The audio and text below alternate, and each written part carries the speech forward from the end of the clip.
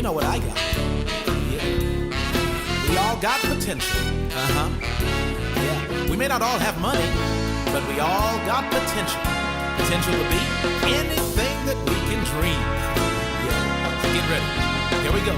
Whoever dreamed that I could be a great example of what man can achieve.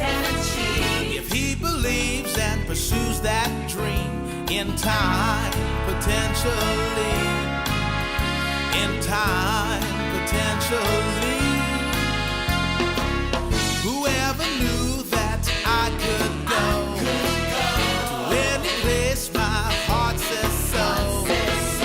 I'm gonna make it deep inside, I know, in time, potentially, in time, potentially. Nothing is impossible If you believe, conceive, achieve, and live by the dream. live by the dream. Walk the talk and talk the walk and Mean what you say. throw the old Throw the old life away. throw the old Throw it away. 'Cause I've got potential to be what I dream. what I dream. I can see, yeah. I believe I can be, yeah. In time, potentially. In time, potentially. Whoever knew that I could go to any place my heart says so. Gonna make it deep inside, I know. In time, potentially. In time, potentially. Nothing is impossible to them that believe. Receive, conceive, achieve, and live by the dream. Walk the talk and talk the walk and mean what you say. Throw the old life away. I've got Potential to be what I dream. I can see it. I believe I can be in time, potentially. Time, potentially. In time, potentially. Oh, in time, potentially. You gotta be patient. In time, potentially.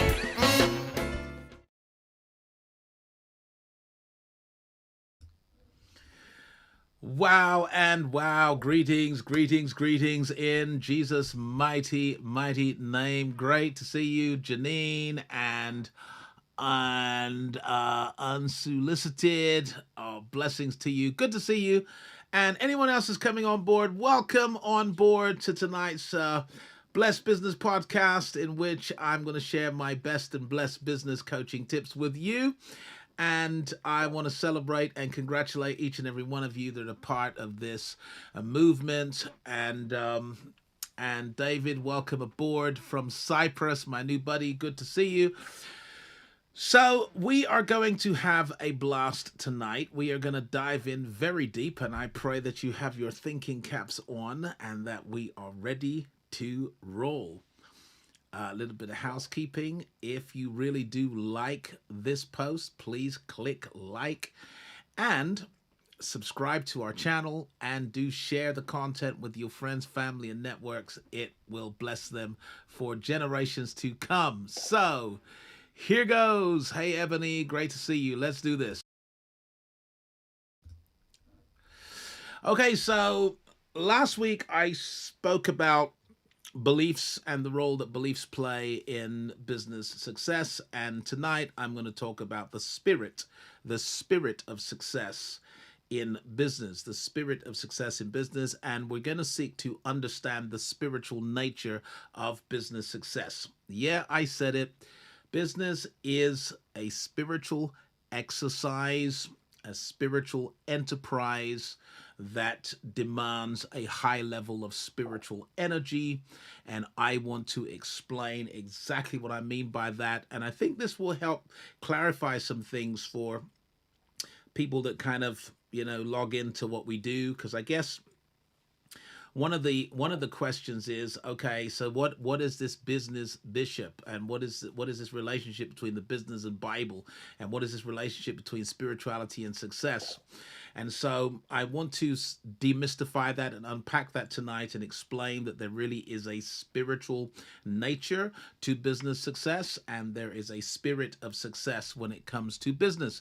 And I want to break that down and explain it tonight, and I pray that it will be a blessing to you. So in the agenda, I'm going to talk about the spiritual adventure, something I started last week. I'm going to talk about the 80-20 rule. I'm going to talk about how enterprises are sustained. And I'm going to talk about your highest responsibility. I'm going to give a lesson from the Genesis, and then I'm going to talk about your breath of life.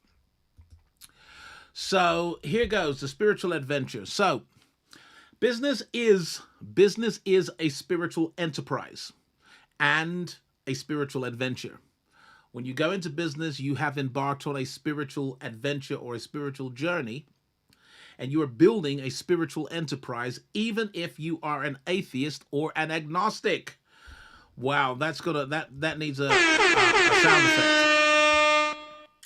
So even people who are atheists and agnostic or of different faiths that are building businesses that have embarked on the entrepreneurial journey, very often they don't actually realize that they have embarked on a spiritual adventure, and that actually they're building a spiritual enterprise. And believers, who believe as I do, really should become very conscious of this, because you have an opportunity for mastery. You have an opportunity for elevation once you actually understand the spiritual dynamics behind a business enterprise. So I want to explain why it is that business is a spiritual adventure and it is a spiritual enterprise. And let's start right here. I've got 3 points right here. So first of all, every business, right? Every business, no matter what it is, originates in the realm of thought. Okay? Every business starts out with an idea, with an intention, with an enhanced imagination. It actually begins in the realm of thought. So if you want to know where businesses begin, what is the origin of a business enterprise? The origin is the thought life of an entrepreneur. The origin is the imagination of an entrepreneur. The origin is an idea that becomes a movie in the mind of an entrepreneur. In this respect, its origins are always metaphysical, and the word metaphysical just means beyond physics, meta, beyond physical, physics, so beyond the physical realm, beyond what is physical, what can be measured scientifically and physically. That's always where a business is born. Its origins are always metaphysical, in which success is first imagined, and then it is believed before it is pursued and materialized. So just in order to birth a business, to build a business, you have to imagine and believe. You have to imagine and believe before you pursue and ultimately materialize. So even when people say, oh, I'm atheist or I'm agnostic or I'm not sure about my faith, I don't really have a particular faith, the reality is that they do have a faith, and they have a faith in their idea. So they had an idea, and that idea was developed into an imagination, became a movie in their mind. They believed in its potential. They believed in its promise. They believed in it. And as a result of their belief, they pursued it and ultimately materialized it. So I've said here in the third point is that a business enterprise is materialized and sustained by acts of faith. So, in order to bring your idea out of the realm of thought, out of the metaphysical and into the physical, you have to believe your idea, you have to believe what you have imagined, and you have to take steps to materialize, to manifest, to put flesh on it, and to actually make it happen. And each step of the way, you are moving by faith, walking by faith, trusting, hoping, there's a lot of spiritual factors and forces at work in the heart and the mind of an entrepreneur that materializes a business idea. And so that is actually why this is a spiritual adventure, why it is a spiritual enterprise, but I'm going to take it to another level. And I am going to state here that business success is 80% beliefs and only 20% behaviors. It's 80% beliefs and only 20% behaviors. Now that's what's called the Pareto principle, the 80-20 rule. The 80-20 rule says that 80% of your success or your outcomes are determined by only 20% of your inputs, and that if you can determine the 20% of your activity that produces 80% of your results and then focus on those 20% of those activities, then you're always going to get bigger and better results. And so that rule is used in business all the time, the 80-20 rule. It's not necessarily a biblical rule, but it is a rule that philosophically makes a lot of sense. And when you start to measure it and quantify it, it seems to be the case that 80% of our best outcomes come from only 20% of our activities. 80% of our activities tend to contribute to only 20% of our outcomes. And this 80-20 rule, you can look it up on Google, is quite profound. But when it comes to business, what is clear is that 80% of our business success is based on our beliefs and only 20% is based on behavior. Now, why is it important to know that? It's important to know that because most coaching programs and training systems and entrepreneurial education and advice is based on the 20% behavior. And even if you get really good at entrepreneurial behaviors, at entrepreneurial tasks, at entrepreneurial techniques, at entrepreneurial tactics, you get really good at that, your business can still fail because 80% of what's going to make your business successful is a set of beliefs. A set of what? Beliefs.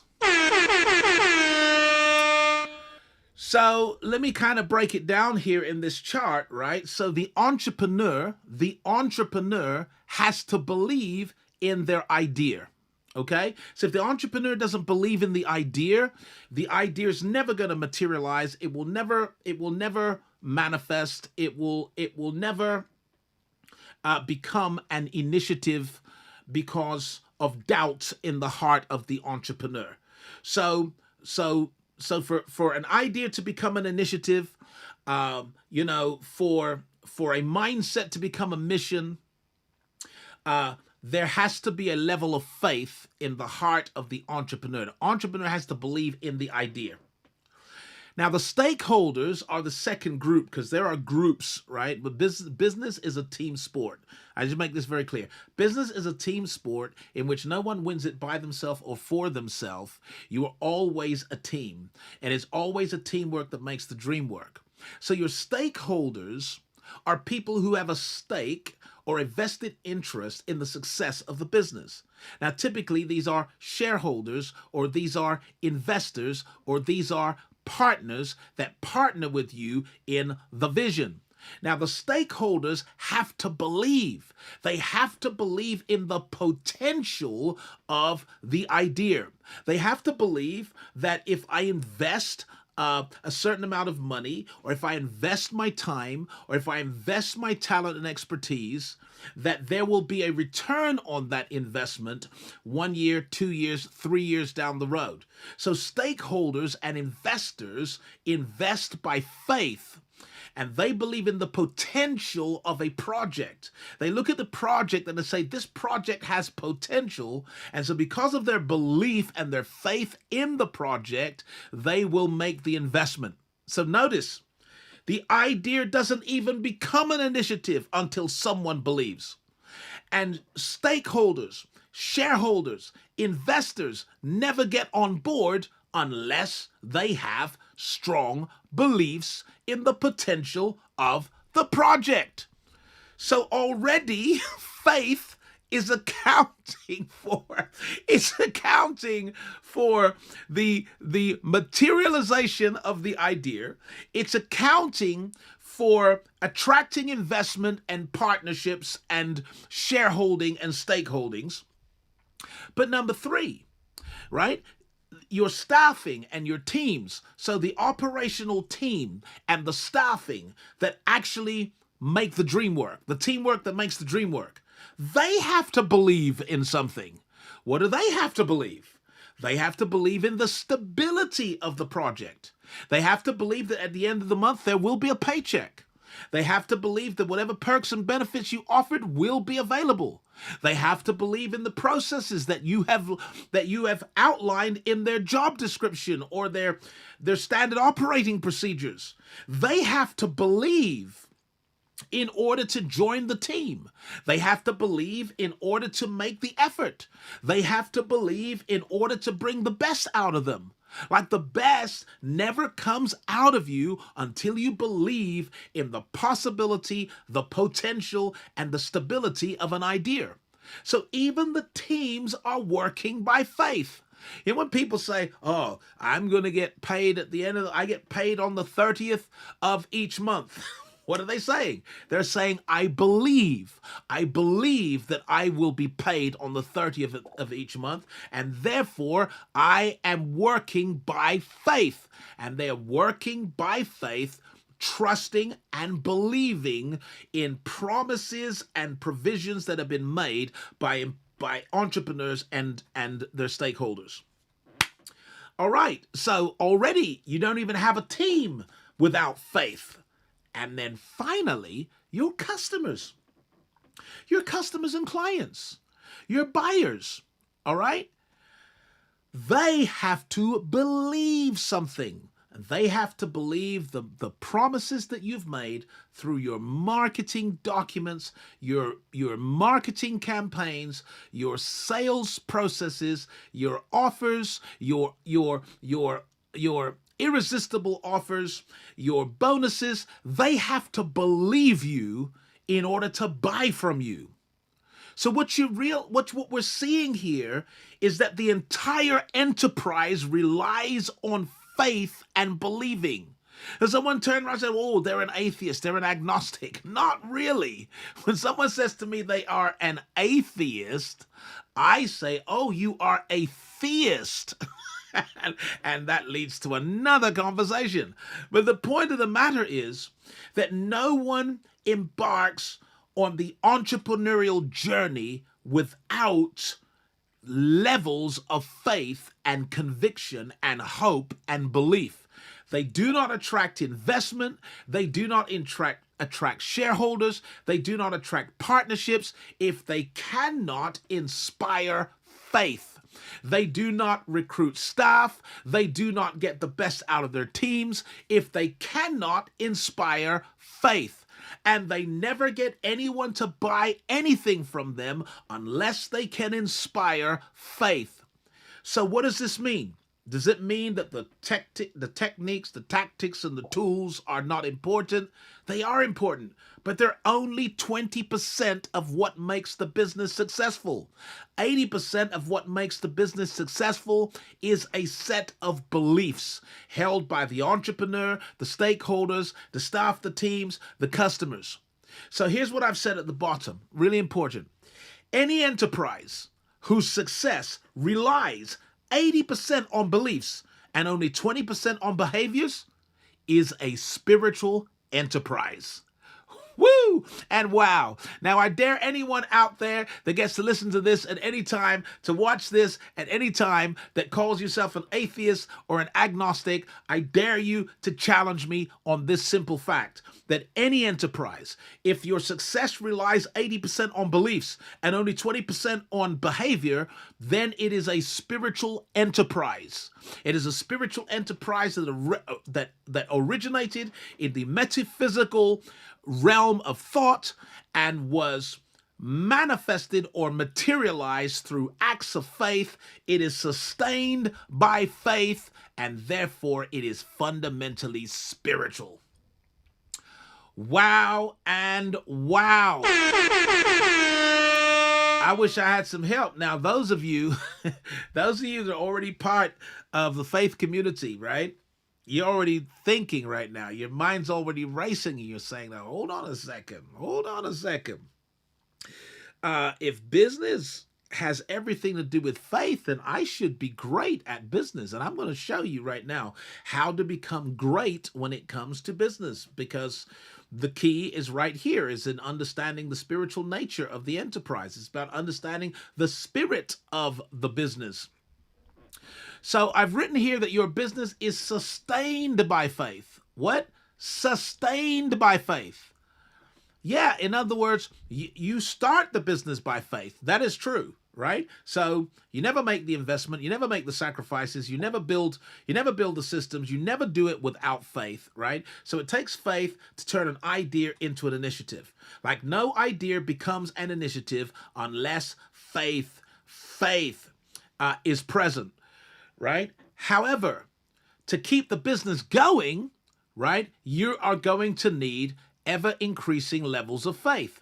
To keep the business going and growing, you're going to need ever increasing levels of faith. The whole thing is sustained by faith. So let's look at these groups, for example. So, stakeholders, right? So who are the stakeholders? So the entrepreneur is a stakeholder. Any partners that they have as a stakeholder, any investors, any shareholders, they're all stakeholders because they have a vested interest in the success of the business. Now watch this.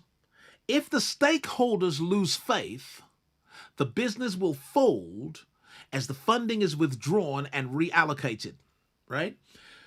Here's a simple fact. Stakeholders,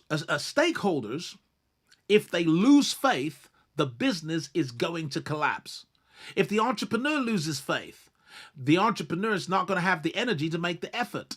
If the stakeholders and partners and investors lose faith, they're going to pull out their money and relocate it somewhere else. And then the business doesn't have the budget to pay the team and the overheads of the business. Why? Because stakeholders have lost faith. So at a big corporate level, right? So at a corporate level, where companies are public and they're traded on stock exchanges, they do everything in their power on an annual basis to inspire faith in their shareholders, because they know that if the shareholders lose faith, the company is over. If the shareholders begin to doubt the potential of the project, the profits that can be made, the shareholders are going to pull out. Okay, now go over to the second column, which is the team workers, right? So if the team workers lose faith, then the operations will be compromised at best or collapse at worst.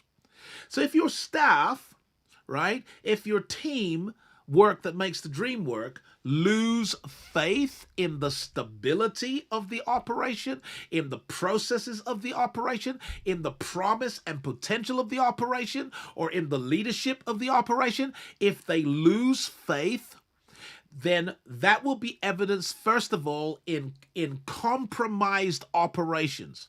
And what I mean by compromise is that the quality will begin to be compromised. The energy and the effort will be compromised. The discipline and the focus will be compromised. The cohesion of a team will be compromised by the spirit of doubt. Now, for those of you that want a biblical reference, you will know that Moses sent spies into the promised land in order to gather intelligence ahead of the invasion. Well, 10 of the spies came back with a negative report that inspired doubt in the heart of the whole camp of Israel. And only 2 people came back with a positive report. That was Joshua and Caleb. So the fact of the matter is that doubt, right, causes people to stagnate. It causes procrastination. It causes hesitation. It causes regret. It defeats you before the battle. Doubt is the enemy of the entrepreneur. Because once doubt gets into your team workers, doubt gets into your shareholders, everything starts to fall apart. Now, here's the worst expression of that is the third column, which is customers. If your customers lose faith, then they'll stop buying from you and go to your competitors. So look, what is the big enemy and what is the big asset? The big asset for an entrepreneur is the faith you can inspire, right? The beliefs you can instill, install, and sustain. The big enemy of the enterprise is doubt. Doubt will pull out money. Doubt will pull out great team workers. Doubt will lose your customers. If your customers lose faith in you, if they lose faith in your ability to deliver on your promise, if they lose faith in your integrity and your credibility, if they lose faith in you, you have no business. So guess what? The whole business is sustained by faith. Now I'm coming to a really powerful point. Given that the business is started and sustained by faith, then the entrepreneur's highest responsibility is to believe. Make a note of that. Your highest responsibility is to believe, and then to breathe that belief into every other business relationship. Breathe that belief into your stakeholders, breathe it into your team, and breathe it into your customers. Your first job that's responsible for 80% of your success is to believe in the potential of your project. And see, once you believe and you have faith, you can breathe faith, you can speak faith, you can emit faith, you can inspire faith, and faith is what keeps the business going. Now, I'm going to give you a lesson from the Genesis, right? A lesson from the Genesis as follows. Genesis 2 verse 7 says, "And the Lord God formed man of the dust of the ground and breathed into his nostrils the breath of life, and man became a living soul." Wow. So there's the first declaration of the tripart man, of the three parts of a human being. So a human being is composed of spirit, soul, and body. Spirit, soul, and body. And what we see in the order of creation is that his body was formed first. Then the spirit entered into him and he became a soul, which is really a living mind, a living person. So the body without the spirit is dead. But when the spirit enters the body, it comes alive and becomes a living person. Now, what we see is that God formed the man. He formed the man first. He put all the components together first. Then he breathed. He breathed into his nostrils the breath of life. Now, so theologically, it's clear what that means. It describes the origin of humanity, the origin of human beings.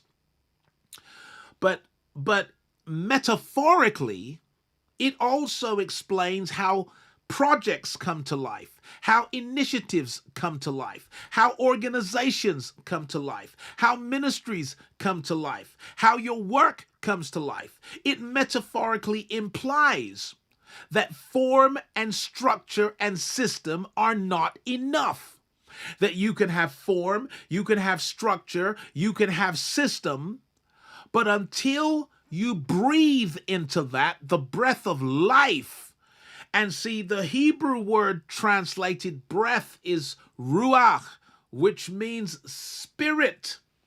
So until spirit enters the form, the structure, the systems, the processes, the business is still dead. The enterprise is still dead. You have to breathe spirit into it for it to come to life. And here's the quote that I've made right here at the end. A business lives by the breath of its creator. A business lives by the breath of its creator. In other words, when you create a business system, you have to breathe life into it. You have to breathe life into it. I'm going to say that one more time. You have to breathe life into it. Your breath of life is your attitude. It is your energy. It is your optimism. It is your enthusiasm. And it's your words, because your words are spirit and life. You should breathe these into your own soul, right? In other words, Remind yourself of your deep convictions and your beliefs. But you must breathe that attitude and energy and optimism into your stakeholders. And you must breathe that into your staff and your teams. And you must breathe that into your customers and clients. With your words, with your attitude, with your energy, you breathe it all in. Wow and wow. Was that fantastic or was that fantastic? That's called revelation knowledge. All right, I'd love to see your feedback on that lesson, on the spirit and the spiritual nature of business success. And I also want to say that tomorrow night I'm teaching again. I felt deeply convicted that I should release and unpack a prediction for the next 3 years, and I call it the New Breed Prophecy. And it explains what God is up to in the world, what's happening in the world and what's happening with you, and what God is doing with you and why he's doing it with you. And you can join me tomorrow night, 8 to 9:30. It's going to be a deep session, very deep session. And what you need to do is the link. It's Zoom. It's on Zoom. It's not on Facebook. It's not on YouTube. It's on Zoom. And the link is in the description of this particular video. All right, I'm going to leave you with a promotion for the Blessed Business Challenge, because that takes off at the end of this month.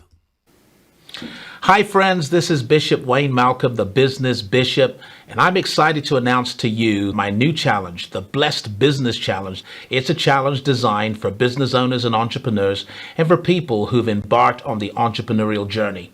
If you're one of those that have embarked on the journey, congratulations, because things are about to get very difficult for people who rely on a single income from a so-called secure job. The fact is that we are going through a massive global financial reset, and we are at the dawn of a new economic age in which the game has changed, the rules have changed, and the goalposts have moved. Those who are still playing the old game by the old rules are going to be big losers and are going to suffer in the emerging economy. I don't want that to happen to you. I've put together a body of knowledge. I've put together the most advanced entrepreneurial education, and we're going to deliver it in our Blessed Business Challenge. Well, why is it blessed? It's blessed because I want to teach you how you can build a business that is a blessing to you. It blesses your life, it blesses your lifestyle, and blesses your legacy. I call it blessed because if you build a business right, it will deliver to you the 4 freedoms that all entrepreneurs ultimately want. What are the 4 freedoms? Number 1, it's financial freedom. Number 2, it's time freedom. Number 3 is freedom of mobility. That's the freedom to go where you want, when you want. And number 4, it's freedom of expression, something that allows you to be authentic. The truth is that if you build the business wrong, if it's a bad business model, it'll take away from you the very things that you wanted the business to give to you. It ends up taking away your money, it takes away your time, it takes away your freedom of mobility, and it takes away your freedom of expression. That does not have to be the case for you, because there are 4 keys to building a blessed business. And each night of the challenge, I'm going to unpack one of those keys. Then, on the very last day of the challenge, we've got some special sessions for our VIPs and our platinum members. I'm going to teach our VIPs the science of scaling the business so that you can multiply your reach and your revenue in record time.